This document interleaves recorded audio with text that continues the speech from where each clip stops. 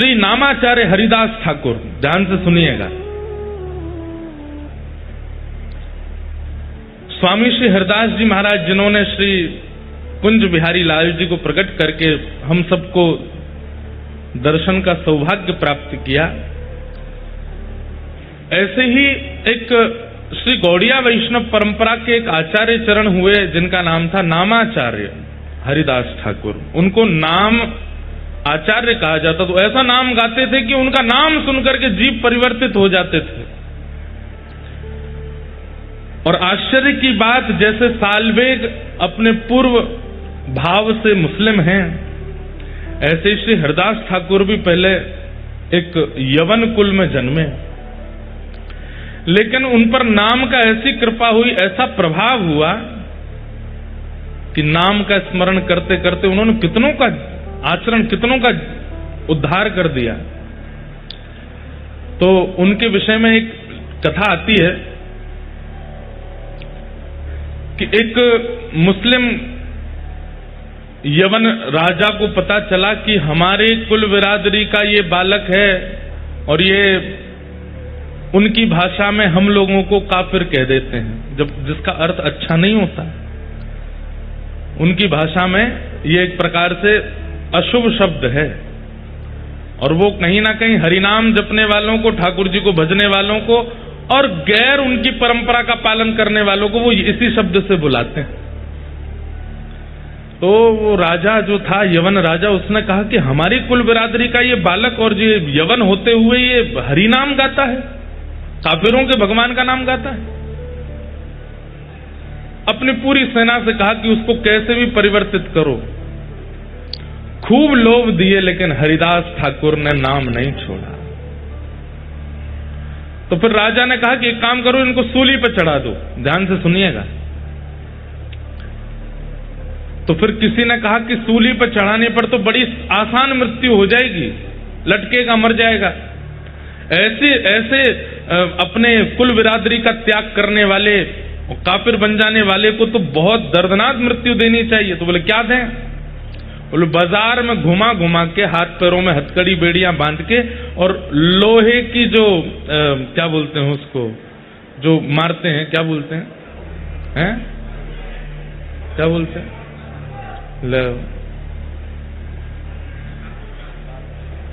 क्या बोलते हैं उसको? कौड़े। हाँ, कौड़े मारो। हमारे महाराज जी, पंडित जी कह रहे हैं कुर्रा। अद्भुत है, आप पाठ कर लो, जो करें हंटर मारे। तो कौड़े मारने की आज्ञा दियो। कौड़े भी कैसे? जो कौड़े की जो रस्सी होती, उसमें इतनी बड़ी बड़ी कीलें और लगी थी। बोले भरे बाजार में सबको दिखाते हुए, ताकि दहशत बन जाए कि आज के बाद हरिनाम गाने वाला कोई भी दिख गया तो उसकी यही गति की जाएगी। ले जाओ उसको, भरे हाथों में हथकड़ियां, पैरों में बेड़ियां बांध दी, ले गए हरिदास ठाकुर को।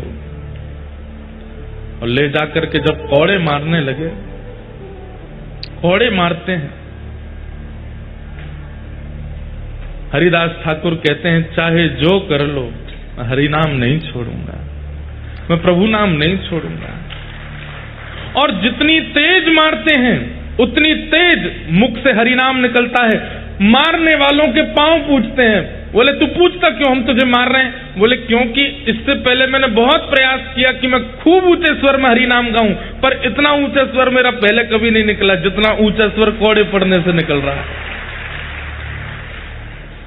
और मारो और मारो, मेरा स्वर ऐसा निकले कि मेरा ये गले का जो स्वर है ये फट जाए हरिनाम गाते गाते। सब देखते रहे, घबरा गए, अपने बच्चों को ले लेकर के घरों में भाग गए। बच्चे घबरा करके मां से पूछ रहे हैं ये क्यों पिट रहे हैं? बोले क्योंकि इन्होंने काफिरों के भगवान का नाम गाया है। लेकिन कुछ लोगों के चित्त में विश्वास प्रकट हो रहा है। इतनी पीड़ा के बाद भी हरिदास ठाकुर नाम नहीं छोड़ रहे। कहते हैं भगवान के सुदर्शन जी को इतना क्रोध आया कि जैसे आकाश में एक सूर्य है, उसी समय दूसरा सूर्य प्रकट हो गया, और वो दूसरे सूर्य नहीं है, साक्षात सुदर्शन जी महाराज प्रकट हो गए और जैसे ही वेग से आक्रमण करने लगे उन यवनों के ऊपर, हरिदास ठाकुर हाथ जोड़ करके प्रार्थना करने लगे, हे सुदर्शन जी महाराज इन्हें मत मारो, मैं आपके हाथ जोड़ता हूं, मैं आपके पांव पड़ता हूं, इन्हें मत मारो। सुदर्शन जी बोले, ये इतनी पीड़ा दे रहे हैं, हरि भक्त को, हरिनाम गाने वाले को तुम्हारा क्या अपराध है? तुमने इनका धन नहीं चुराया, तुमने इनका कुछ नहीं लिया, तुम केवल हरिनाम अपनी कुटिया में बैठ करके, और ये इतनी पीड़ा दे रहे हैं तुम्हें। सुदर्शन जी महाराज बोले, इन्हें जला करके भस्म कर दूंगा, दूर दूर तक दिखाई नहीं देगा कोई भी यवन। हरिदास ठाकुर कहते हैं, महाराज ये कलयुग है, ये सतयुग नहीं है, ये त्रेता नहीं है, ये द्वापर नहीं है। सतयुग त्रेता द्वापर में हे सुदर्शन जी महाराज आपने खूब उद्धार किया है, अब उद्धार नहीं, अब तो स्वीकार करना है सबको। मैंने आज तक जितने भी नाम जप किए हैं उन सब नामों का प्रभाव, उन सब नामों का फल इन यवनों को दे दो, जैसे मैं यवन कुल का होकर के आज हरि नाम गा रहा हूं। हे सुदर्शन जी महाराज आप अपनी कृपा दृष्टि से अगर इनको देख लेंगे तो ये भी हरि नाम गाने लगेंगे। अब उद्धार नहीं करना है, अब तो स्वीकार करना है। कहते हैं इसीलिए महाप्रभु जगन्नाथ जी के बगल में सुदर्शन जी महाराज को आप देखेंगे तो यहां चक्र रूप में सुदर्शन जी नहीं है, जगन्नाथ जी के बगल में एक दंड रूप में, केवल एक डंडे के रूप में सुदर्शन जी महाराज खड़े हैं।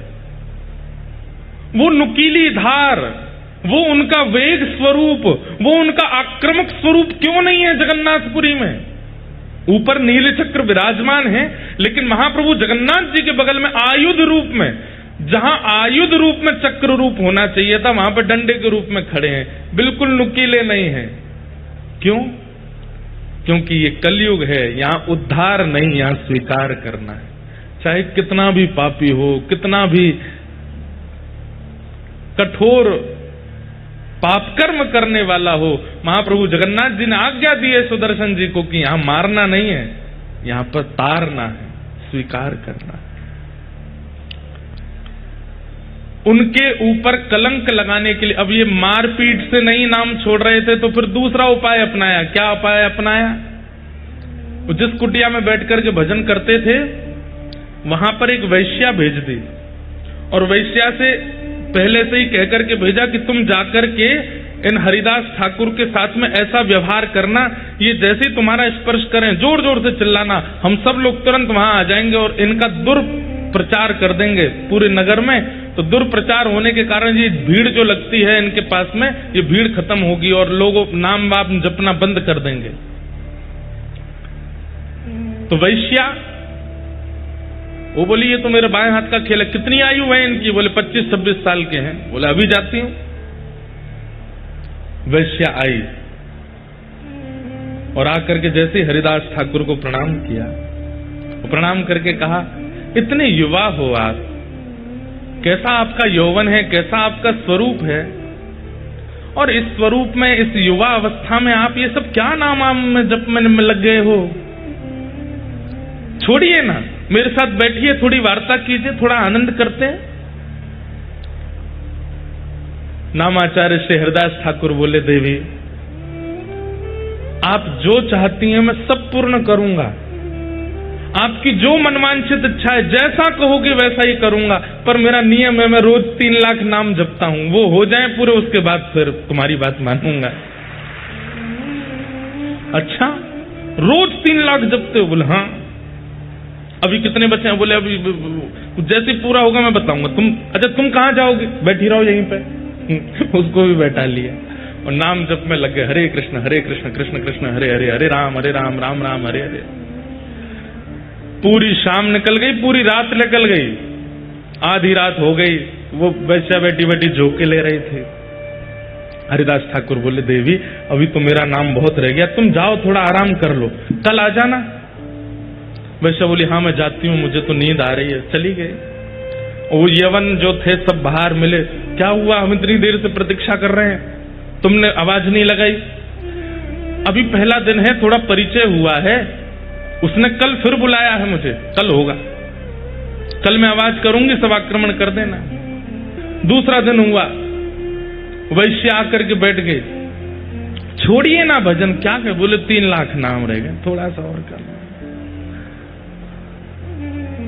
हरिदास ठाकुर पता है क्या करते हैं? उसको तो बोल देते हैं कि मेरे 3 लाख नाम रह गए, तू बैठ, और नेत्र बंद करके ठाकुर जी से प्रार्थना करते हैं, मेरे प्रत्येक नाम का फल ये वैश्या का मन परिवर्तित हो जाए, इसके मन में जो भाव, जो व्यवहार, जो विचार हैं, ये आपकी हो जाए नाथ। ये जितना प्रयास मुझे रिझाने में कर रही है, उतना प्रयास आपको रिझाने में करने लगे।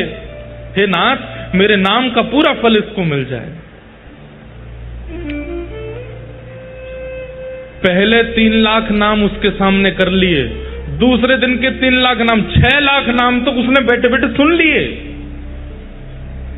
तीसरे दिन फिर बुलाया, बोले कि आज भी बहुत जप हो गया, कल तो निश्चित तुम जो कहोगी वही होगा, कल आ जाना।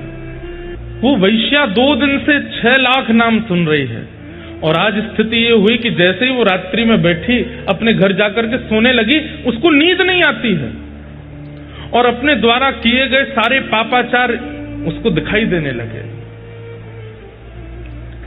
ये तन मुझे उपभोग करवाने के लिए मिला, इस तन को मैंने कितना उच्छिष्ट बना दिया, केवल लोक रंजन के लिए इसका श्रृंगार किया, लोक रंजन के लिए खा पिला करके इसको बड़ा किया। अरे इस तन से यदि हरिनाम किया होता, कहां वो श्री हरिदास ठाकुर 2 दिन से मैं रोज प्रयास करती हूं कि वो कैसे भी मुझ पर आकृष्ट हो जाएं, लेकिन ऐसा क्या है उस हरिनाम में कि उसको छोड़ते नहीं है वो। आज तीसरे दिन आकर्षण करने के लिए नहीं गई है, आज तीसरे दिन वो ये देखने गई है ऐसा क्या है हरि नाम में जो मेरे सौंदर्य भी फीका लग रहा है हरिदास ठाकुर को। तीसरे दिन फिर पहुंच गए। हरिदास ठाकुर, अरे देवी आप आ गए? हाँ मुझे पता है आपका 3 लाख नाम रह गया है ना, वही करोगे आप तो। हाँ देवी, और एक और बात, वो क्या, मैं महीने में 1 करोड़ नाम जपता हूं। तो वैश्या बोली 3 लाख के अनुसार तो 90 लाख ही होने चाहिए आपके नाम, ये 1 करोड़ कैसे हो जाते हैं? बोले क्योंकि महीने के विश्राम दिनों में 3 लाख में मैं कुछ बढ़ोतरी करता हूं, थोड़े जोड़ जोड़ के करता हूं, ताकि महीने के विश्राम तक 1 करोड़ पूरे हो जाएं। जैसे एक व्यापारी व्यक्ति हर महीने के अंत में कितना प्रॉफिट हुआ गिनाई करता है, ऐसे ही हम नाम निष्ठ जो होते हैं ना, महीने के अंत में पूरे महीने का नाम इकट्ठा देखते हैं कितना जपा। 1 करोड़ अगर नहीं होता तो फिर 2-3 दिन अंतिम दिन के जो होते हैं उसमें हमें ज्यादा मेहनत करनी पड़ती है ताकि 1 करोड़ हो जाए। ये सब बातें वो बैठ करके सुन रही है, कह रही है ऐसा क्या है इस नाम में। हरिदास ठाकुर बोले अच्छा बैठो तुम भी करो। और जैसे ही उसने हरिनाम गाना शुरू किया, नेत्रों से अविरल अश्रुधार गिरने लगे, रोम रोम कंपायमान होने लगा, अपने सारे पाप उसको दृष्टिगोचर होने लगे। अब तो उसे ये चिंता होने लगी कि मेरा उद्धार कैसे होगा। मैं इतनी पाप कर्म कर चुकी हूं, कितने महात्माओं को बर्बाद कर चुकी हूं, कितने लोगों के घर उजाड़ चुकी हूं, अपने इस तन को मैंने कितनों को बेच दिया, अब मेरा उद्धार कैसे होगा। चरण पकड़ लिए हरिदास ठाकुर के, बोले मुझ पर कृपा करो। अब मैं आपसे केवल एक ही कामना करती हूं कि नाथ आप कृपा भर के मुझे देखो ताकि मेरा उद्धार हो। हरिदास ठाकुर कहते हैं व्यक्ति को जब अपने पूर्व के किए गए कर्म उनके प्रति आत्मग्लानि प्रकट हो जाती है और उस आत्मग्लानि के कारण अपने जीवन को परिवर्तन करने की इच्छा प्रकट हो जाती है, व्यक्ति का उद्धार तो तभी हो जाता है।